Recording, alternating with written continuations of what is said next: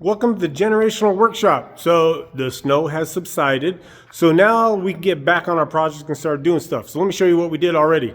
So our 38 Ford, this is actually Project Bandit, or not 30, yeah, 38 Ford. We got the body off this morning, got the chassis out, because what next is do, we're gonna leave the front suspension in it. It's a Mustang 2, aftermarket Mustang 2 setup. We are gonna change it to coilovers so we can adjust the ride height. But everything in the center, the X-frame gets replaced and the whole rear suspension gets replaced, crossmember gets replaced, fuel tank gets upgraded. So we have to cut all of this out. We have stuff coming. It should be hopefully next week. The snow has really slowed everything down. It was supposed to be here 2 days ago, but you know, if you can't get over the mountain pass, you can't do a lot. So we got that. We have our 34 Ford, which actually the customer owns the same cars. Husband's car, wife's car. Husband's car gets that supercharged 427 small block Ford. This one gets a vintage looking flathead. So it's been stuffed in the corner over there. We got it out so I could put the 38 body over there, but now I can actually show you more about it.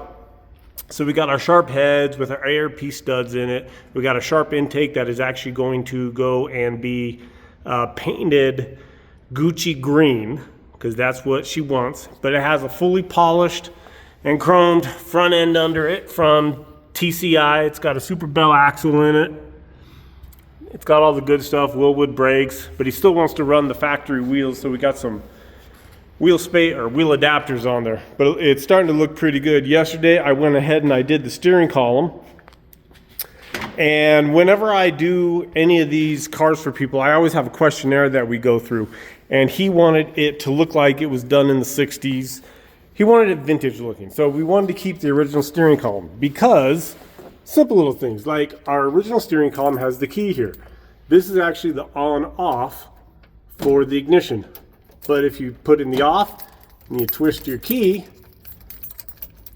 pull it out, it locks your on-off switch, and it actually ends up locking the steering wheel. So back in 1934, they had all this technology. So put the key in, unlock it, turn it to on, and the steering wheel spins. So we did that, and what I did was I took and cut it down, because normally it goes straight onto the box, and the whole shaft and everything is all one piece. But we cut it, we put a sleeve on it, put a bearing in the bottom of it. That's our mount too. So all I have to do now is connect up from that to that. I have the piece, but to get it in, I got to take the box off real quick. So we'll get going on that here in a minute, or who knows, might do it later. But yeah, so we got that going. Chassis is going to start coming apart today. I'll need to get it stripped with all the plumbing and wiring. Body, we're not doing anything to the body right now. I have a firewall coming from direct sheet metal, so I can take the whole firewall out and it actually gets pushed back 5 inches. So I can set that motor way back in this thing to give it some rear end grip. Also, hey, the rotary is done for the Mutt. I came in last Saturday.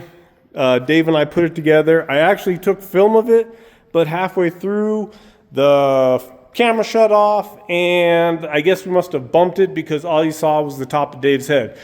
I'm gonna see if I can salvage any little stuff from it, but it is almost ready to be put in the bug. What's really funny is the flywheel nut here, that's all they use to hold it on is a nut. It gets torqued to 362 pounds. Not quite sure how we're gonna do that. In the manual, it tells you that you can put a leverage on it, do some math, and you get it, which we might do too. But just letting you guys see, I got all the pulleys have been hydro dipped, bracket hydro dipped. This thing's been stripped way down. Like I said, I got rid of the 6-port actuators. So we got rid of the actuators, plugged the holes. I got to rebuild the exhaust system. Got rid of the oil pump for it, what is it called? Oil injection, that's what it is. We got rid of the oil injection on it because I'm going to run a premix because, like I said, it's 7-gallon tank. It's not going to get me far. So, snow's gone, work begins, and we can all get going again. So remember, like, subscribe, share, and if you have any comments, let me know. Thank you. Bye-bye.